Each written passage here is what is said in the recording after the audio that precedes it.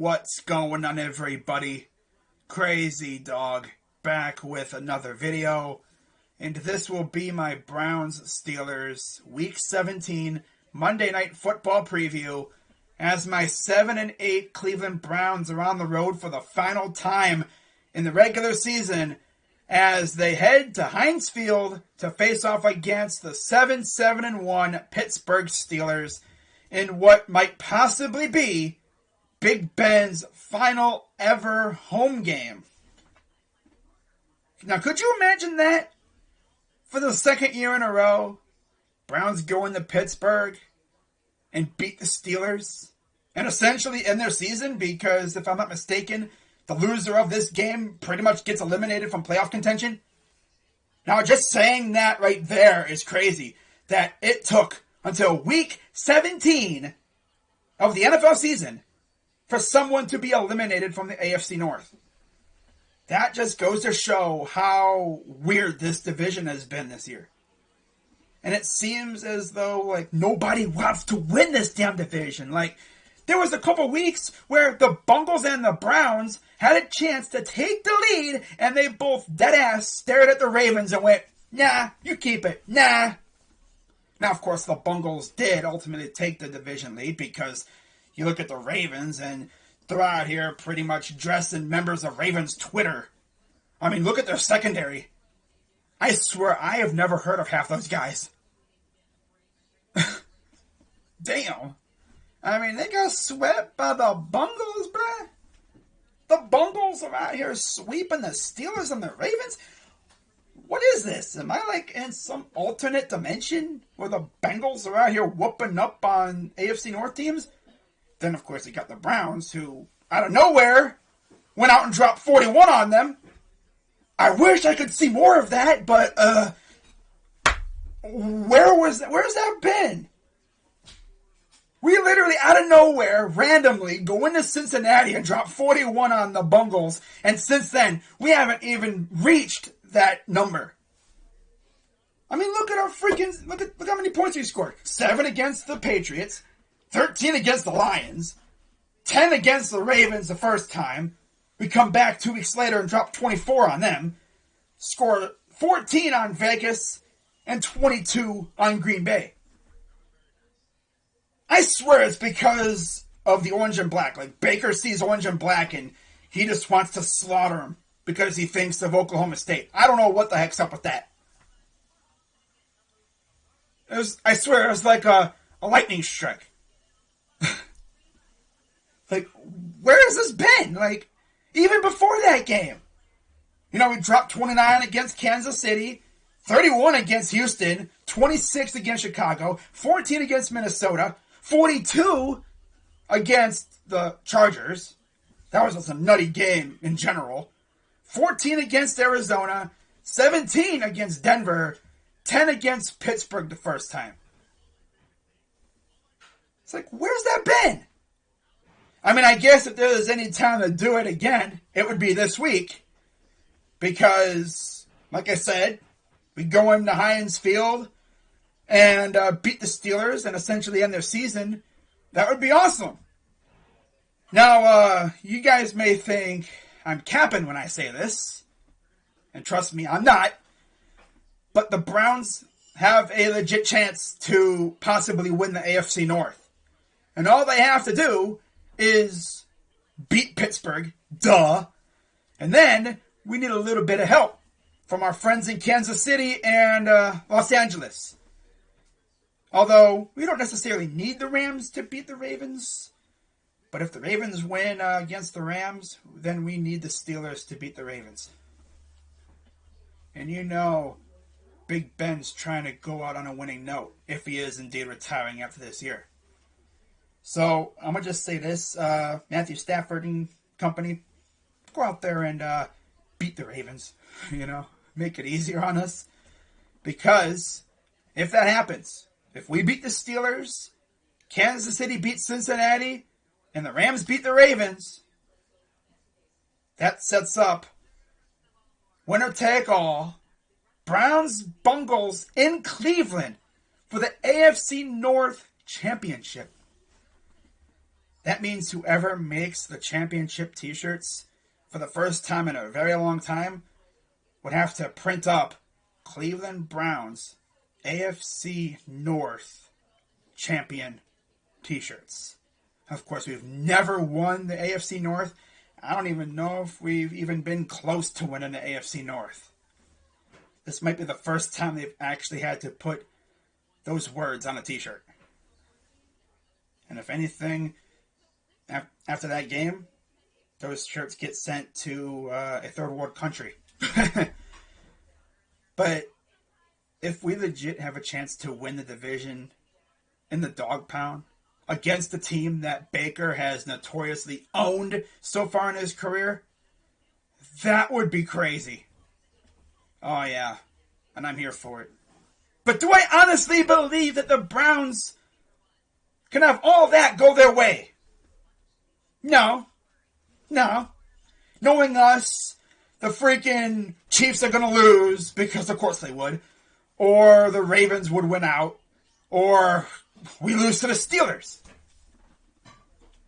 Yeah, because like I said, this team can't get out of its own way. Yeah. This team derps at the worst times. I mean, look at how these past couple weeks have gone for us. Essentially, since week 6, we've gone loss, win, loss, win, loss, win, loss, win. And then these last 2 weeks, loss, loss. And both games were games that we essentially could have won. We were beating the Raiders until our defense gave up the ghost. And we probably could have beaten the Packers if we had a better kicker, so we could, kick a longer range and there was less pressure on us to move the ball down the field.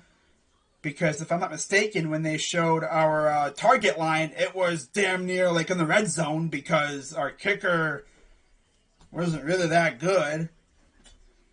I feel like if we had Chase McLaughlin, our target line might have been around the 40, so there would have been less pressure on us and we wouldn't have been inclined to throw the ball so damn much late in the game. But I mean, we had all 3 timeouts. And Nick Chubb was killing him on the ground. So, of course, let's pass the ball a billion times. What the heck were they thinking? God. Oh, man. If Baker had a clutch gene in his body, bro, we'd be at least 10 wins right now. Maybe even 12. But no. He is not clutch at all. I don't know what happened. We can't even get in freaking scoring range. He can't even give us a chance. Like, what the hell happened? This dude has had how many game-winning drive opportunities this year? Like 6? And he hasn't converted any of them? Half the time, we can't even get to the 50 damn yard line. Can't even get in opponent territory. And the one time we had a lead, defense gave up the ghost. Because the freaking virus whacked us with a hammer. We had a lot of young guys playing that they didn't really have a good situational awareness. Not to mention zone woods occurred again. Man. And of course, that ruined a low-key, medium-sized Dick Nick low-key masterclass. Because he was really good. Yeah, I called Nick Mullins medium-sized Dick Nick. He's not Big Dick Nick. That's Nick Foles. He's medium-sized. Oh, my goodness. But, how do you know that, crazy dog? Really? Oh, that's funny. But, yeah, talking about this game. Watching the Steelers these past couple weeks, and they've been booty. They've been doo-doo. Trash. I mean, they just got stomped by the Chiefs. Now, again, that's the Chiefs. I believe they have the worst run defense in the NFL now. If I saw that correctly. And they're going up against Nick Chubb. So, Kevin Stefanski. I know you saw that stat. I swear to God, bro. If you have Baker Mayfield out here throwing 40 times, boy, You're trolling at that point. Especially if Nick Chubb is killing them. And then you just decide, I'm done running the ball. Let's try to throw it on him. Man, Kevin, you're trolling. You are trolling. You better stop it. Because right now, most of the venom is going towards Baker. But if you start messing up even more, Browns fans on Twitter are going to be directing their hate towards you. Damn. Now, do I think Jimmy Haslam could realistically fire Kevin? No, not yet. But if this continues for another 2 years or so, his seat's going to start heating up a little bit. That playoff season last year kind of gave him a longer leash. But of course, you have, the virus, and then Baker getting hurt, and his receiving core isn't that great. Andrew Berry, bro, I'm looking at you. What you need to do this offseason is to revamp this receiving core. You know who I want. Yeah, if you follow me on Twitter, you know who I want in the draft. First round. A certain receiver out of Ohio State, who, by the way, went to the same high school as Baker Mayfield. Garrett freaking Wilson. That's my draft crush this year. Yeah. Now, if we don't get him, Jameson Williams would do just fine. Metchie from Alabama would be all right, too. I think he's coming off an injury, though. I don't know what exactly his draft stock would be looking like. Treylon Burks would be cool. David Bell. There's a couple other ones. Chris Olave, of course. There's some good receivers out there. But yeah, get my guy, Garrett Wilson. Keep him in the state of Ohio. That would be dope. But if Stefanski does not expose what I suppose is the worst run defense in the NFL, though, we're going to have issues. We're going to have issues. I don't know if Kareem Hunt's going to be playing. I know he's off the list, but he's still hurt with an ankle. Of course, I think that's a big issue with this offense. We haven't really had guys healthy for a full year. And of course, Kevin Stefanski has had to make changes to the playbook because he has an injured quarterback who doesn't have the mobility that he used to have at the beginning of the year. So that's probably made things difficult.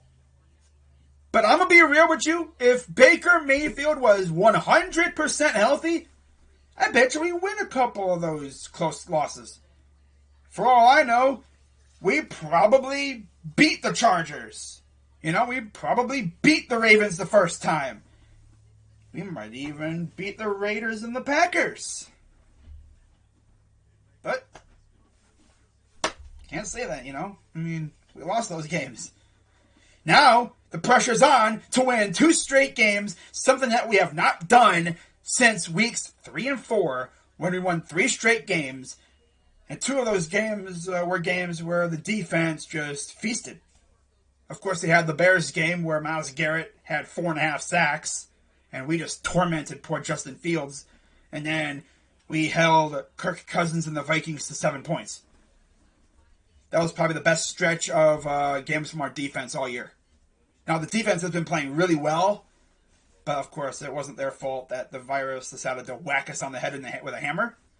Hopefully, we get some more guys back. I think Treader should be coming back, as Greg Newsome as well. And I'll tell you one thing, Greg Newsome, Greedy, Denzel, it's pretty good top 3 in terms of corners. Now, I don't know about Troy Hill, though. He might not play. But if we get Greg Newsome back, that'll definitely boost up our secondary. MJ Stewart hasn't been too bad. He was better this past week than he was against the Raiders. That's for damn sure. Now, hopefully Ronnie Harrison. I think Ronnie Harrison got activated.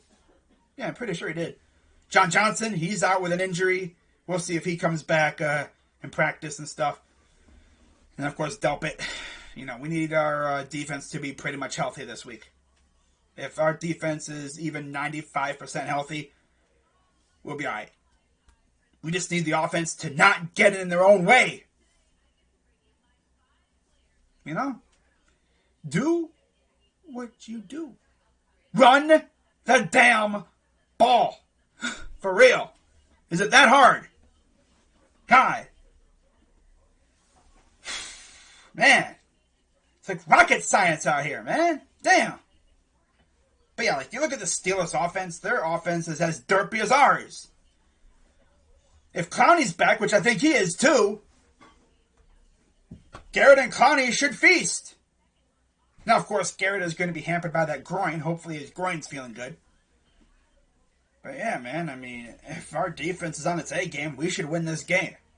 Like, if you watch the Steelers these last couple weeks, they're not good. They are not good at all. They should be 7-8 with us, but, you know, the Lions couldn't freaking beat them because they're the Lions. They're like anti-clutch. You know, they're like the team version of Baker Mayfield, anti-clutch. They have had so many close losses as if we, but hey, it is what it is. But, yeah, I need to see this team go out there and take care of business again. Maybe force another 5 turnovers from Ben. That would be awesome. Do exactly like we did in the playoff game last year. You know, and hopefully by the end of things, they'll be showing Big Ben on the sideline crying again. Because he realized that he just lost his final ever home game. Although, knowing us, we're going to beat his ass so bad that he's going to want to come back next year. Now, of course, from what I've heard, this is probably his final year. So what a way to send him out, right? Essentially end his season again? That'd be nice. But we'll see what happens. Now, as for my 3 keys to victory, key number 1, catch that damn ball. Yeah, something different. Because if you remember, the last time we played these guys, all of a sudden, our guys got stone hands. DPJ, Jarvis, guys, I'm looking at you. Catch the damn ball. Alright? And if you catch the ball, hold it like it's your son. Do not let it go. We could have won that last game against these guys had Jarvis just gave up. You know, he caught the ball, but he was trying to fight for more yardage. I get it, man. You're a dog, but take your yardage. Live to fight another down. And this dude fumbled. Cost us the game. We lost that game because we could not freaking catch the damn ball. Catch the ball. Use these things called hands and catch the ball. Don't use your chest. Use your hands.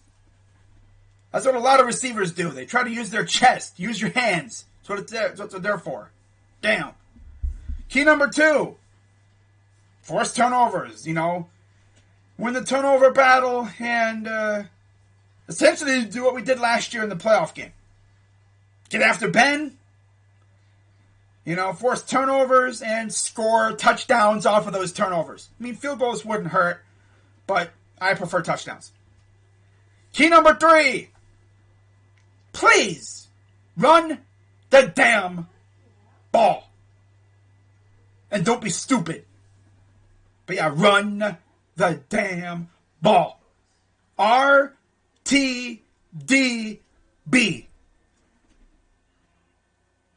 I should get a shirt with that on there. RTDB. Run the damn ball. You have Nick Chubb. God. And your offensive line should be pretty much back at near full strength. Obviously, no Conklin. But Wills, I think, is back. Petonio. Treader should be back. Of course, you have Teller. And then maybe James Hudson. Now, as for my player to watch, I'm going to say my player to watch will be Nick Chubb.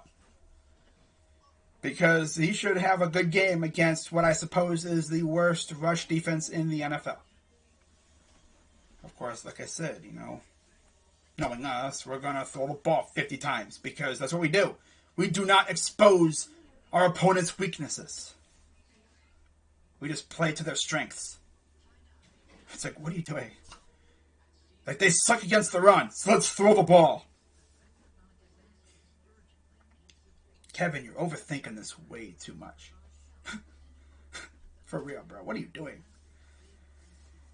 And then my score prediction. I think the Browns do get the dub this week, and they stay alive in the AFC North. And we essentially end the Steelers season. I think for the second year in a row, the Browns go in the Heinz, and they get the dub. I'm going to say it'll be a very close game. I'll say Browns get the win. I'm going to say 28-24. Browns hold off the Steelers late in the game, and we go to 8-8 on the year. And if everything else goes as planned, if Kansas City beats the Bungles and the Rams beat the Ravens, then that would set up a winner-take-all Week 18 matchup in Cleveland between the Browns and the Bungles, which would mean, no matter what, someone from Ohio would win the AFC North. We have never won the AFC North. And it would be our first division title in general since we won the AFC Central in 1989.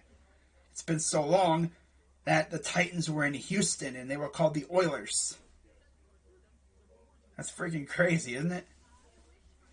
But with just the way the season's been going, man, if we were to somehow, some way go from basement dwellers to division champions in a span of 2 weeks, that would be something. And that would just play right into what the AFC North has been all year long. A gigantic mess. A cluster.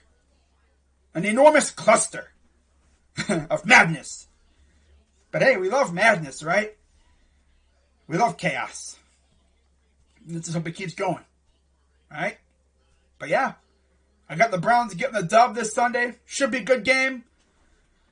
But yeah, let's end Big Ben's home career with an L for the second straight year. How about that? Going to Heinz for the second straight year and beat them? I would love it. And like I said, we would essentially be ending their season. So with that being said, I'm Crazy Dog 99. Let's go Browns. Let's get this dub on Sunday. And Baker, just don't be a dirt, bro. Come on. Just go out there and do what you do best. Not throwing interceptions. You know, I want to see what you did against the Bungles week 9. I want to see that again. I want to see you go out there and just carve them up. Although, I would love to see us run Nick Chubb all over the place, but we all know what Kevin's going to do. He's going to have Baker out here throwing 30 or 40 times because that's what he does. Like I said, he goes against logic. You know, everyone says, run the ball. Oh, I'm going to pass it. Really? Just do what we do, man. Run the damn ball. It's that simple. It's not rocket science. Maybe to you it is, but yeah. Come on. Run the ball, okay? You run the ball, we win. Okay? All right. Well, I'm out of here. I'll be live in about an hour for Cavs and Pelicans. Hope you guys tune in. Should be fun. So with that being said, I'm Crazy Dog. Let's go Browns. And I'm out.